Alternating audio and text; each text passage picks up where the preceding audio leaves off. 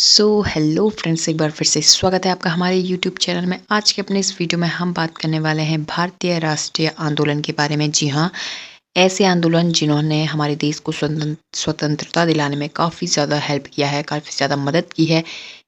ये सारे के सारे जितने भी आंदोलन उस समय पे हुए थे, उनके ऊपर आज का हमारा ये वीडियो है। क्योंकि ये जो हमने लिया है टॉपिक, ये हमारा, चाहे आपने जो है यूकेपीएससी का एग्ज़ाम दिए हैं या कि ट्रिपल ट्रिपल एससी के आप एग्ज़ाम देते हैं, तो इन सारे एग्ज़ामों में, जिन भी एग्ज़ाम्स में मतलब आपको इंडिया की हिस्ट्री पूछी जाती है, ठीक है? या फिर आपको इससे उत्तराखंड से रिलेटेड जो भी आपको हिस्ट्री वगैरह ये चीज़ें पूछी जाती हैं, तो ये सारे के सारे जो टॉपिक्स होते हैं, इनको हम जो है धीरे-धीरे क्लियर कर रहे हैं अपने चैनल के अंदर, जितने भी हम वीडियोज़ डाल रहे हैं आजकल। तो उन्हीं जो पेपर है या फिर उन्हीं जो ये यूकेपीएससी के जो एग्ज़ाम हैं, इनमें जो है जो हमारा सिलेबस है उसमें भी दिया हुआ था कि जो भारत का इतिहास है ये भी पूछा जा सकता है। तो इतिहास में बेसिकली यही चीज़ ज़्यादा पूछी जाती है कि किन आंदोलनों ने मतलब किस तरीके से कितने क्रांतिकारी थे, या फिर ऐसा पूछा जा सकता है आपको किसी भी पर्टिकुलर आंदोलन में कितने क्रांतिकारी थे, या फिर किस क्रांतिकारी ने कौन-सा नारा दिया है। तो इस तरीके से जो भी है वो आपको इस वीडियो में मिलेंगे। तो आई होप आपको हमारा ये वीडियो पसंद आएगा। अगर आपको हमारा ये वीडियो पसंद आता है, आपके लिए हेल्पफुल भी रहता है, तो वीडियो को लाइक करें और इसे अपने फ्रेंड्स के साथ ज़रूर शेयर करें, और चैनल को सब्सक्राइब करना ना भूलें, ठीक है? यहाँ पे हम सबसे पहले भारतीय राष्ट्रीय आंदोलन को देख लेते हैं। तो भारतीय राष्ट्रीय आंदोलन भारत के लोगों के हित में लाया गया था, ठीक है? भारत के लोगों के हित में ये लाया गया था, जो पूरे देश में फैल गया। कई क्रांतिकारियों ने ब्रिटिशों को बल से या अहिंसक उपायों से देश से बाहर करने के लिए जो लड़ाई लड़ी, और देश भर में जो ये राष्ट्रवाद है उसको बढ़ावा दिया, ठीक है? तो यहाँ पे ब्रिटिशों को, यानी कि जिन्होंने हम पे जो है राज किया था, उनको बल से या फिर अहिंसक उपायों से, ठीक है? बल से या फिर अहिंसक उपायों से, जिस भी तरीके से या फिर जिस भी मेथड का इस्तेमाल करके उन्होंने जो है देश से बाहर किया था ब्रिटिशों को, तो वो सारा का सारा जो है यहाँ पे हम आपको यहाँ पे बताएंगे, ठीक है?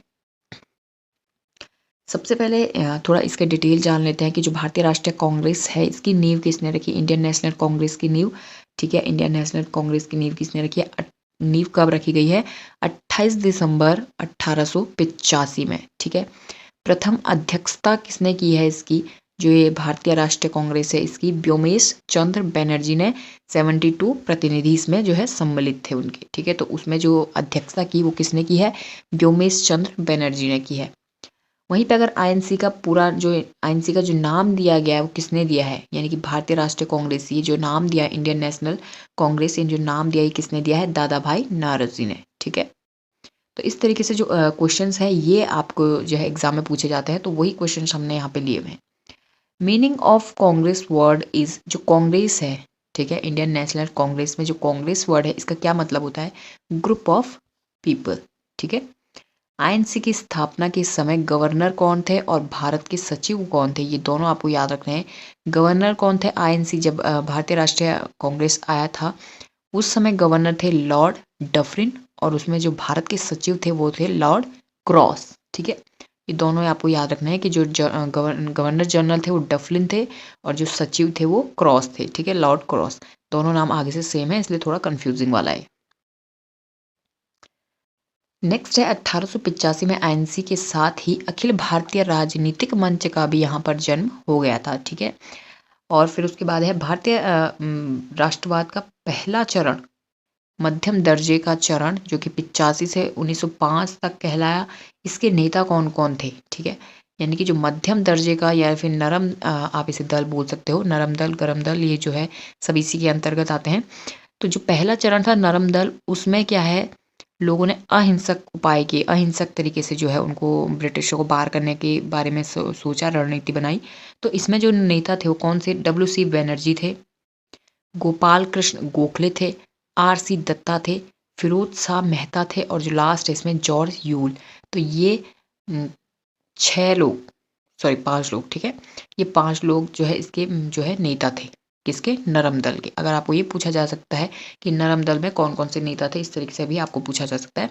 तो बनर्जी थे, गोपाल कृष्ण गोखले थे, आर सी दत्ता थे, फिरोज शाह मेहता थे, और लास्ट में जॉर्ज यूल थे। नरमपंथी तरीकों से मोह भंग होने के कारण 1892 में चरम पंथ विकसित होने लगे। ठीक है, अब वो चरम पंथ में कौन कौन लोग थे, मतलब जब उनको लगा कि यार इस नरम पंथी के जो भी हम तरीके इस्तेमाल कर रहे हैं ब्रिटिशों को भगाने के लिए या उनको खदेड़ने के लिए, ये काम नहीं कर रहे हैं, तो इससे जब लोगों का मोह भंग होने लगा तो 1892 में चरम पंथ विकसित होने लगे। अब चरम पंथ में कौन कौन से नेता थे, लाला लाजपत राय थे, बाल गंगाधर तिलक थे, बिपिन चंद्र पाल थे और अरविंद घोष, ये 4 इसके जो मेन लीडर थे। ठीक है, जो जिन्होंने मतलब मोह भंग होने लग गया उनका नरमपंथी से, तो वो चरमपंथ की ओर बढ़ने लगे। उसके बाद अगर हम बात करें दूसरे आंदोलन की, जो कि है हमारा बंगाल विभाजन एवं स्वदेशी आंदोलन भी आप इसे बोल सकते हो। बंगाल विभाजन हुआ 1905 से 1906 के बीच में। लॉर्ड कर्जन ने प्रशासनिक सुविधा का बहाना बनाकर बंगाल को 2 भागों में बांट दिया।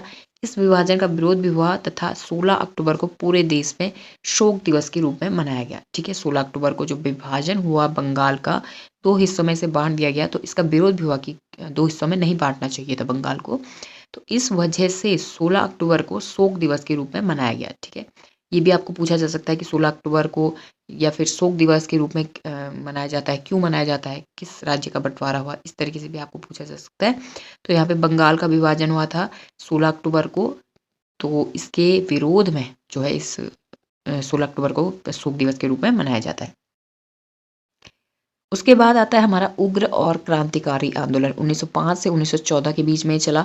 1907 में सूरत में कांग्रेस का सत्र फिरोज शाह मेहता की अध्यक्षता में हुआ, जिसमें नरमपंथी और चरमपंथी के बीच मतभेद की वजह से कांग्रेस में विभाजन हो गया। ठीक है, अब जाहिर सी बात है नरमपंथी लोग जो है अपने सॉफ्ट तरीके बता रहे होंगे, वहीं पे चरमपंथी जो उनसे नहीं, उनको लग रहा होगा कि ये चीज़ नहीं हो सकती है, तो उनके बीच में मतभेद हो गया और 1907 में जो है कांग्रेस का विभाजन यहाँ पर हो गया।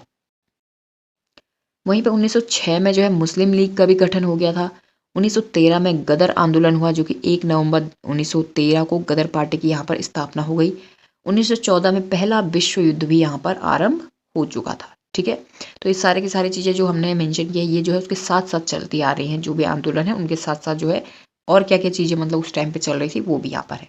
तो 1914 में पहला विश्व युद्ध हुआ और उसी टाइम पे क्या हो रहा था, 1905 से 14 के बीच में उग्र और क्रांतिकारी जो आंदोलन हो रहे थे वो भी यहाँ पर हो रहे थे। ठीक है, नेक्स्ट आता है हमारा होम रूल लीग आंदोलन। ठीक है, होम रूल लीग आंदोलन जो कि 1915 से 1916 में के बीच में रहा। ये इसके दौरान तिलक ने अपना प्रसिद्ध नारा होम रूल या स्वराज मेरा जन्मसिद्ध अधिकार है और मैं इसे लेकर रहूंगा, ये जो उनका नारा था ये उन्होंने दिया। किसने, जो है बाल गंगाधर तिलक ने। ठीक है, क्या दिया, स्वराज मेरा जन्मसिद्ध अधिकार है और मैं इसे लेकर रहूंगा। वहीं पे 1916 में एनी बेसेंट ने होम रूल आंदोलन शुरू किया। इसका मुख्यालय मद्रास के करीब अडियार में था। ठीक है, मद्रास के करीब जो अडियार है वहां पर जो है इसका मुख्यालय था, किसका, होम रूल आंदोलन का।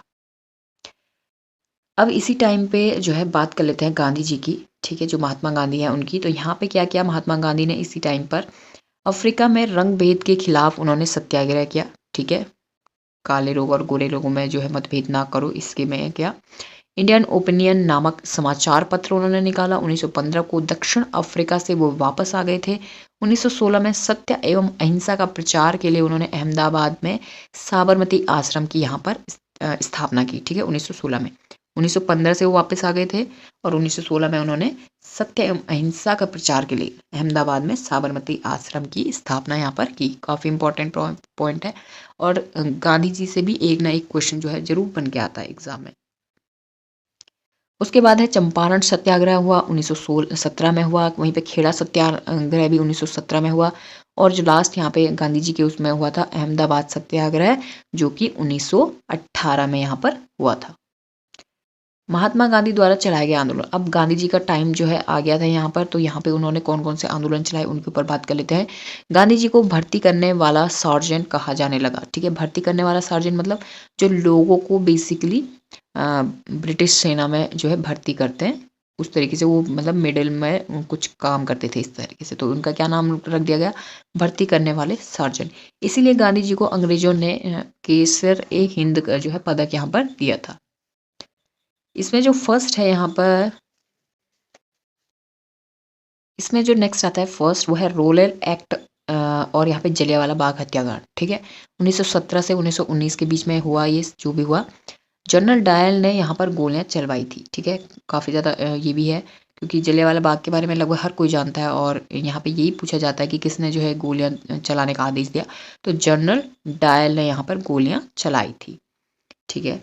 दूसरा है यहाँ पे असहयोग आंदोलन जो कि 1920 में हुआ, यानी कि सरकार ने इस आंदोलन को कुचलने के लिए दमनात्मक नीति का सहारा लिया और 5 फरवरी 1922 को चोरी चोरा कांड यहाँ पर हुआ, ठीक है। जो आंदोलन था असहयोग आंदोलन जो कि गांधी जी के उसमें हुआ था, तो इसको कुचलने के लिए दमनात्मक नीति का यहाँ पर सहारा लिया गया, मतलब मारपीट करी गई लोगों के साथ। तो इसी की वजह से यहाँ पर क्या हुआ, 5 फरवरी को चोरी चोरा कांड यहाँ पर हुआ। थर्ड यहाँ पे हुआ साइमन आयोग 1929 में। तो वायसराय लॉर्ड इरविन ने 1927 को इंडियन इंस्टीट्यूट आयोग की यहाँ पर नियुक्ति की, जो साइमन आयोग के नाम से यहाँ पर विख्यात हुआ, ठीक है, 1929 में। उसके बाद हुआ नेहरू रिपोर्ट जो कि 1928 को हुआ। 1928 में नेहरू ने संविधान का प्रारूप पेश किया जो नेहरू रिपोर्ट के नाम से जाना गया। अब यहाँ पे जो है हम कुछ मतलब एक्स्ट्रा चीज़ें बता रहे हैं कि जो गांधी जी के टाइम पर इस तरीके से किए गए थे, ठीक है। अगर आपको पूछ दिया जाए कि संविधान का प्रारूप किसने दिया था, तो यहाँ पे आपको नेहरू टिक करना है, ठीक है। नेहरू जी ने संविधान का प्रारूप पेश किया था जिसे हम नेहरू रिपोर्ट के नाम से भी जानते हैं। और जो लास्ट है यहाँ पे जो है महात्मा गांधी जी के उसमें सविनय अवज्ञा आंदोलन जो कि काफ़ी ज़्यादा इंपॉर्टेंट है और इससे तो मतलब इतने ज़्यादा क्वेश्चंस यहाँ पर पूछे गए। कई बार जो एग्जाम में क्वेश्चन एक ही क्वेश्चन ज़्यादातर पूछा गया है कि कितने स्वयं सेवकों ने यहाँ पे भाग लिया, तो यही जो मोस्ट इंपॉर्टेंट क्वेश्चन यहाँ पे ज़्यादातर पूछा जाता है। तो सविनय अवज्ञा आंदोलन में 1930 में हुआ ये, और सविनय अवज्ञा आंदोलन चलाने की संपूर्ण शक्ति महात्मा गांधी को यहाँ पर सौंप दी गई। लॉर्ड इरविन द्वारा 11 सूत्री मांगों को अस्वीकार करने के बाद गांधी जी ने 12 मार्च 1930 को 78 स्वयं सेवकों के साथ यहाँ पे दांडी यात्रा जो है शुरू की थी और 24 दिनों की में दांडी पहुंचकर इन्होंने नमक कानून का यहाँ पे उल्लंघन किया था। तो ये जो यहाँ पे 78 स्वयं सेवक है, ये जो है काफ़ी ज़्यादा इंपॉर्टेंट है क्योंकि काफ़ी सारे एग्जाम में कई बार जो है पूछा भी गया है, ठीक है। तो सविनय अवज्ञा आंदोलन जो कि महात्मा गांधी के उसमें चलाया गया था, इसमें जितने स्वयं सेवकों ने भाग लिया वो कितने हैं, 78 हैं। 78 स्वयं सेवकों ने यहाँ पर जो है भाग लिया था। अब बट देखते हैं अपने नेक्स्ट टॉपिक को। नेक्स्ट है हमारा 6 नंबर पे यहाँ पे भारत छोड़ो आंदोलन जो कि 1942 में हुआ है। भारत छोड़ो आंदोलन का संकल्प गांधी जी ने तैयार किया। गांधी जी ने करो या मरो का यहाँ पर नारा दे दिया, ठीक है। अब इतने सारे आंदोलन करने के बाद उनको ये हो गया कि मतलब अब तो स्वतंत्रता पानी पानी है, या तो ये काम कर ही दो या फिर मर जाओ, ठीक है। तो यहाँ पे गांधी जी द्वारा ये नारा दिया गया करो या मरो का नारा 1942 में भारत छोड़ो आंदोलन के दौरान। 7 पॉइंट इसमें है सुभाष चंद्र बोस और आज़ाद हिंद फौज, ठीक है। सुभाष चंद्र बोस ने भी यहाँ पे नारा दिया दिल्ली चलो का, उन्होंने यहाँ पे नारा दे दिया तथा अपने अनुयायियों को जय हिंद का मूल मंत्र भी उन्होंने दिया कि मतलब इस मूल मंत्र का वे हर जगह पे प्रयोग कर रहे। 1945 में द्वितीय विश्व युद्ध समाप्त हो गया था, ठीक है। 8 नंबर पे जो है वो है माउंटबेटन योजना। माउंटबेटन योजना 1947, ठीक है। मार्च 1947 में लॉर्ड माउंटबेटन को भारत का वायसराय बनाया गया। इसने भारत और पाकिस्तान के बीच बंटवारे के प्रश्न पर एक योजना तैयार की जिसे माउंटबेटन योजना के नाम से जाना जाता है। 15 अगस्त 1947 को भारत को यहाँ पे आज़ादी मिल गई। तो लास्ट जो यहाँ पे है वो मेन है वो माउंटबेटन योजना है। इसमें क्या हुआ, भारत का वायसराय बनाया गया किसे, लॉर्ड माउंटबेटन को, इन्हीं के नाम से योजना है। और यहाँ पे भारत और पाकिस्तान का यहाँ पे 1947 में जो है बंटवारा हो गया। डबल स्टार करके काफ़ी ज़्यादा इंपॉर्टेंट यहाँ पे ये पॉइंट्स हमने लिए हैं। Grand old man of India किसे कहा जाता है, ठीक है। Grand old man of India दादा भाई नौरोजी को कहा जाता है। 3 बार यानी कि 1886 में, 1893 में और 1906 में इनको कांग्रेस के अध्यक्ष ये बने थे। 3 बार ये अध्यक्ष बने थे और सबसे ज़्यादा grand old man of India के नाम से इन्हें जाना जाता है। सेकेंड यहाँ पे मोस्ट इंपॉर्टेंट पॉइंट है मदर ऑफ इंडियन रेवोल्यूशन, यानी कि मदर ऑफ इंडियन रेवोल्यूशन किसे कहा जाता है, भारतीय क्रांति की माँ कौन है, मैडम कामाजी। उसके बाद है फादर ऑफ इंडियन अनरेस्ट, भारतीय अशांति के पिता कौन है, बाल गंगाधर तिलक। और जो यहाँ पे लास्ट हमने क्वेश्चन लिया है वो है व्यक्तिगत सत्याग्रह आंदोलन के दौरान सबसे पहले गिरफ्तार होने वाले सत्याग्रही कौन थे? तो वे थे विनोबा भावे। ठीक है, विनोबा भावे थे जो कि व्यक्तिगत जब सत्याग्रह हुआ उस समय सबसे पहले गिरफ्तार होने वाले ये सत्याग्रही थे।